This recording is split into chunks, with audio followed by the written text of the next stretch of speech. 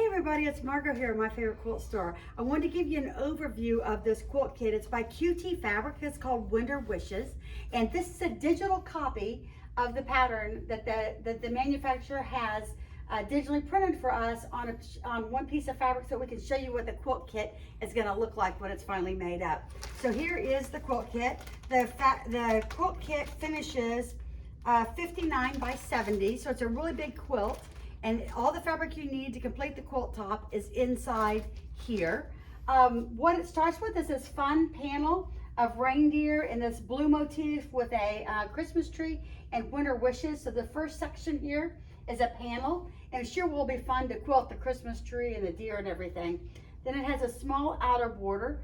The next border is white, and then what they do is they use some strips and then squares to piece with on these. So this is probably put together with these three as one strip. Then you make your bottom half down here, 3 strips, and then your top half, and sew this all together. So these 3 strips are about the same size. As you can see, the squares go up to the corners to kind of give you a little bit of a fun pattern to it. Then we have an outside border right here, or an outside border that actually frames the project. And then we have a outer border of the reindeer here around the edge.